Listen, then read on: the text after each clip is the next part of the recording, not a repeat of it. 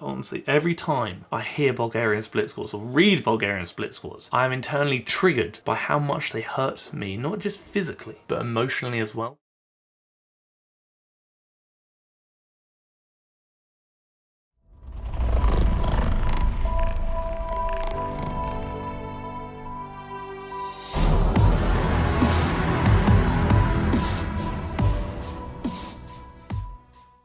I'm almost disappointed that the hats are no more, because I can't hide the post-gym dead lid anymore, and it is quite upsetting. When we do what we're about to do, you're going to see the screen is going to get very bright. Yes, I know I'm pale. Yes, I know people are going to call me out saying, Harry, you know what, I think you need to sort something out because you look like Casper. The screen's bright, it's my bad. I'm sorry, please forgive me. Next time I'll get a tan. That's a lie. I haven't had a tan since the great lockdown of 2020, in which I was stuck outside training for many months, and I came away looking like I'd spent many a moon on the beach. Sorry, I digress.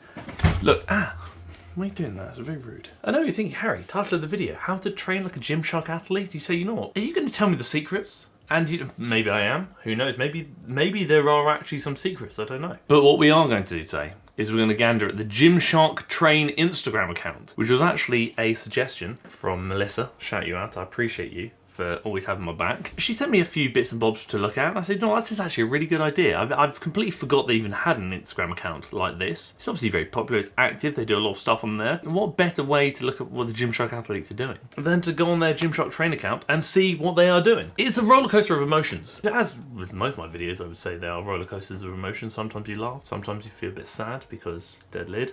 Sometimes you ponder the thought of, will this man ever leave that room? That's a great question. Before we crack on with the video, you know what must be done. If this video could get 1,100 likes in the first 24 hours, that would be bloody splendid. I would really appreciate it, so that is the goal. On top of that, if you haven't already, please do consider clicking the red button down below and subscribing to the channel, and maybe even the bell next to it so you get notified when I upload every week, twice a week. If you have a question you want me to answer at the end of the next video, drop it down below for comment question of the week and I shall do so. Video time, and we're going to do some bits and bobs. Naturally, Stefanie, we're going to look at her exclusive 4-week full body strength plan. Number 1, the barbell bench press. A few things to consider. There you see her bum is lifting off the bench. I do appreciate leg drive. I think leg drive is a very beneficial tool when looking at maximizing how much weight you can lift on the bench press. She's pushing her bum up off the bench, which obviously you don't want to do. You want to keep your bum on the bench at all times. When you are trying to utilize leg drive, what you really want to do is, rather than pushing up, you want to push back. And what I mean by that is you want to drive force from your heels to your shoulders. You're almost trying to push yourself along the bench rather than off the bench. Push towards the weight you're trying to lift. It's a very impressive weight. I respect that. I think it's bloody strong. It's a bit wobbly. A few stability issues that need to be addressed. I think sadly in this case there are a few technical things in general that need to be addressed. You saw earlier on, like here, her feet are moving. Realistically, when you're on the bench press, when you're locked in and you're kind of keeping your lower body tight, as you should throughout the bench press, you shouldn't really be slipping and sliding your feet all over the place. They should be locked in from the get-go. Seated dumbbell shoulder press, let's have a gander. That is a bloody good movement. It's one of my favourite movements for the shoulders. I do like it quite a lot. As you see, it looks a bit wobbly. I'd probably control the eccentric a bit more because it does seem like she's maybe lifting a bit beyond her means regarding technical consistency, we'll say. I always ponder when people are doing weighted press-ups, how do you get the weight on the back? Because I know obviously you do over the head and stuff. I've tried that many a time myself, and unfortunately many a time I've ended up face to the floor pancake day style. The exercise selection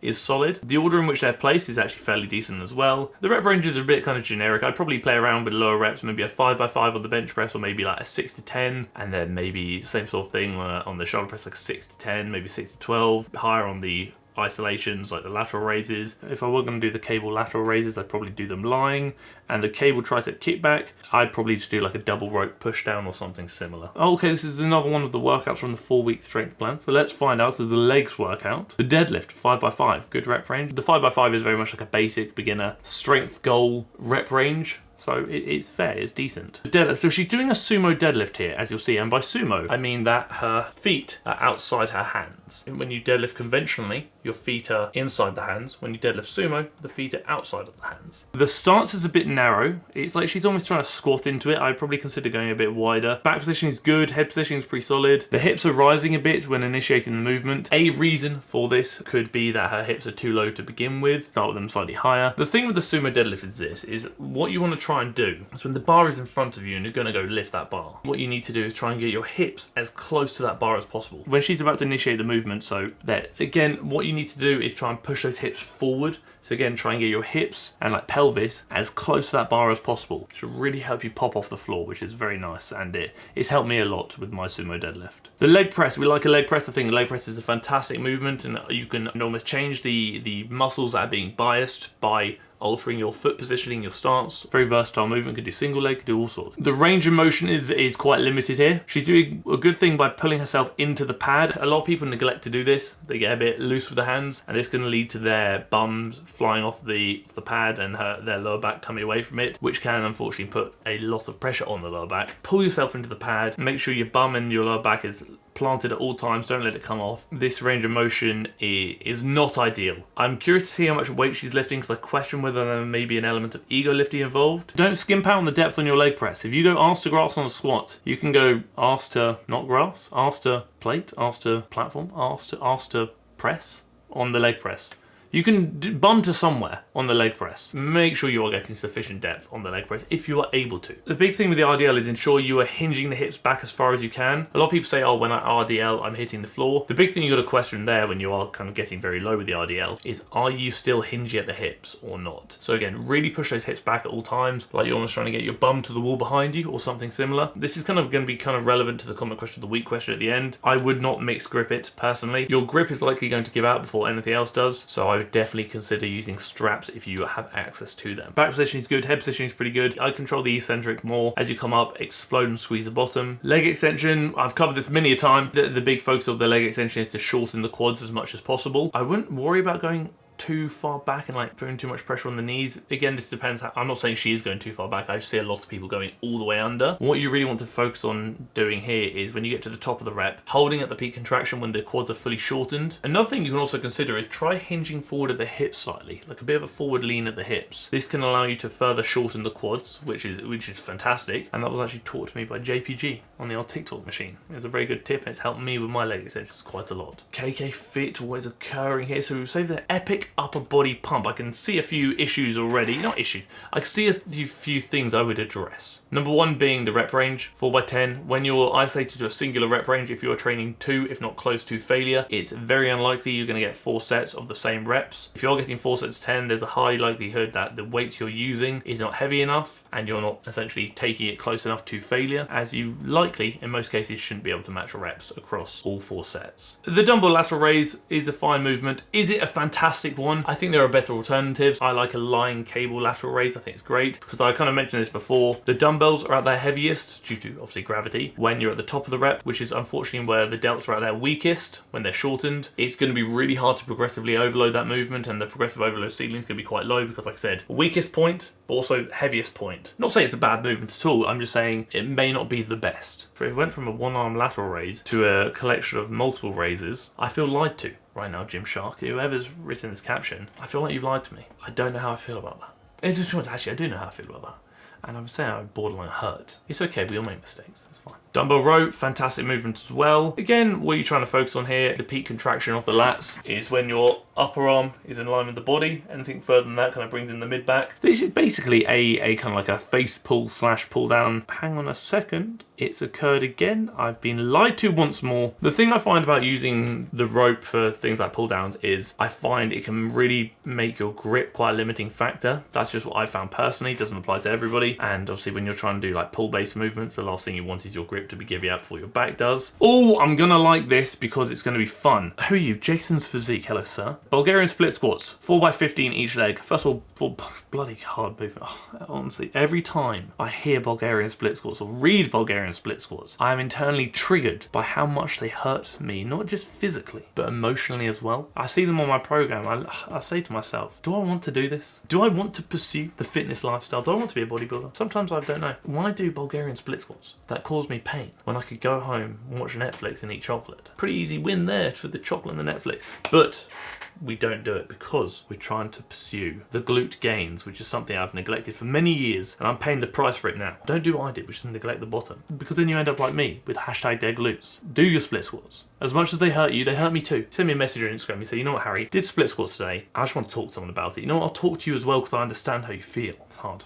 It really is. It's getting to me now, honestly, it really is. 15 reps each leg. You get 4 sets of 15, you're probably not lifting heavy enough, depending on what your goals are. Obviously, I'm kind of basing it purely on optimizing hypertrophy. Goblet squats. This is an interesting one and people are going to hate me for this and I'm so sorry. If you are looking at really maximizing quad growth and development, I think the goblet squats and the front squats are overrated movements for quad hypertrophy. Although the upright position can lead to greater knee flexion, so more of a bend, i.e. greater depth, therefore lengthening the quads further, there are so many things to consider when looking at limiting factors of the goblet squat and the front squat. Your mid-back, your kind of serratus muscles, those kind of areas are likely going to give out long before your quads do. Therefore, is it optimal for quad development? Then you throw in the goblet squats, where your arms are now also a limiting factor as well. If your arms give you out before your quads, and you know you need to train to, if not close to failure, of the desired muscle to optimize hypertrophy, is it optimal to then train a movement in which your quads have plenty left in the tank, but your arms can't hack it when you're trying to grow your quads? Probably not.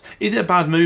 It depends on your goals. Just saying, for hypertrophy, I probably wouldn't do goblet squats, nor would I do front squats. Solid depth. Fair play, that's good depth. Do you need to squat for big legs? Absolutely not. Can you squat for big legs? Absolutely. It really is up to you. RDL, we've already gone over that. We love the RDL. That man's got some bloody splendid hamstrings. Look at those. Bloody splendid calves as well. Would I order them like this? Probably not. There's a lack of isolation movements, so like leg curls and leg extensions. Again, I'm basing this kind of on the hypertrophy. So movements that really allow you to shorten the muscle fully. I'd probably start with the squat first, then I go into the RDL, then I like to go to the split squats, the reverse lunge, the goblet squat, and the calf raise if I were going to structure this myself. Is it a fantastic leg day? In all honesty, I think the volume is excessive. That is more leg volume in one day than I do in a week. Yes, volume is important when looking at muscle growth to a certain point. Intensity trumps volume. You can do 100 sets, so stupid volume. At low intensity, realistically, you will likely yield better results doing 10 sets at a much higher intensity. And by intensity, I mean like how close you're going to failure. Like I said, training 2 if not close to failure, let's say within 4 reps of failure. In all honesty, I'd probably near half this volume. I'd probably take it down to like 12 to 14 total sets and then do a second leg day later on in the week. But yeah, that volume is really excessive. Sure, your pump will be mad, but could you yield equivalent, if not better results, decreasing volume and increasing intensity? I strongly believe so. I do. Oh, naturally, Stefanie is back. We're doing the upper body workout of the 4-week strength plan. Let's have a gander of that, shall we? This is a fairly solid movement, in fairness. It's quite a good movement to really shorten the lats, which I like. I think there's a few technical hindrances here where she's getting a bit lazy with it, a bit sloppy with it, kind of allowing her shoulders to go all over the place, when in reality you could clean this up a lot and optimize its benefits, we'll say. Much stronger on the eccentric, getting a good stretch at the top, and then when you come down to the shortened position, so here, you pinch and hold the contraction for a little bit. Low row, cable row, whatever you want to call it, solid movement. Personally, I prefer using a slightly wider grip, so one that is probably about shoulder width, which allows me to kind of utilize and shorten the lats a bit better. So this is the movement I wanted to talk about because I see a lot of people do this, and it's a cable reverse fly, and you're thinking, Harry, you like rear delt stuff, what's going on? And the cable reverse fly is a fantastic movement. I love it. A lot of people, as you see with Stefanie here, she's going out like so, 90-degree angle at the armpits. Tickle this, hear me out, try going down with it. So rather than going at 90 degrees, try going at 45 degrees. Rather than out here, we're going down. I do that a lot. We're going down there. It aligns with the fibers of the rear delts a bit better, which can allow you to place greater emphasis on them, and therefore result in the movement potentially being better for them. Next time you do cable reverse flies, give that a crack and let me know what you think. 4 exercises, variable sets. So we got HX Hales. Hello, nice to meet you. Let's say your goals are hypertrophy. Doing movements like this are a bit limited. The quads aren't really being lengthened, nor are they being shortened, which is quite a limiting factor when looking at hypertrophy, but it will likely burn. But as we know, just because you're hurting it doesn't mean you're working it. The thing you can consider here is try and get a little bit lower if possible, maybe get a bit closer to the bench. We want to bring the quads a bit more into it. What you try and do is maybe elevate the heel, then promote a bit more knee flexion, which again allows the quads to lengthen a bit more, so the knees will travel a bit further and you get a bit lower. So that's also a consideration if you feel like spicing up your split squats a bit. Just put something under the heels like a platform, or wear elevated shoes, something along those lines. That is a Gymshark train Instagram. What do we think? Are we impressed or are we not so impressed? We saw some good stuff. We saw some good exercise selection, which is great. We saw some good exercise structure regarding where it was placed. But then saying we did see some questionable technique. We did see some questionable volume, and we also did see a few questionable movements. I'm neither disappointed nor am I impressed. I'm merely learning and observing, and hopefully educating and entertaining too. What do you think of Gymshark Train and the workouts we've seen today? Before we finish the video, we must obviously do comment question of the week, which we'll get to now. How can I increase my grip strength? I'm finding I can lift heavier for movements like RDLs, but my ability to hold the weight for the full set is limiting me. Is the only option buying wrist straps? So, like with anything, you can improve your grip strength by training it. So more overhand movements, going through movements like farmer's walks, things where you have to hold weight for an extended period of time. You can do some additional grip work like plate pinches, where you pinch like 2 or 3 5-pound plates in your fingers. Just things that will test your grip strength, will likely train your grip strength. Don't be opposed to getting straps. Are you trying to target your posterior chain with RDLs, or are you trying to target your grip? Your grip will always be a limiting factor, that's just how it is. And if your goals are hypertrophy and you really want to optimize the development of the area you're wishing to target, let's say the hamstrings or the glutes, don't let grip hold you back there. There's nothing wrong with using straps. 1100 likes in the first 24 hours is the goal, so if we hit that, that'd be bloody splendid. If you haven't already, please do click the red button down below and consider subscribing to the channel, and maybe even the bell next to it so you get notified when I upload every week, twice a week. If you two have a question you want me to answer at the end of the next video, drop it down below for comment question of the week and I shall do so. Thank you for tolerating me. Thank you for tolerating how pale I really am looking today, and thank you for tolerating the video.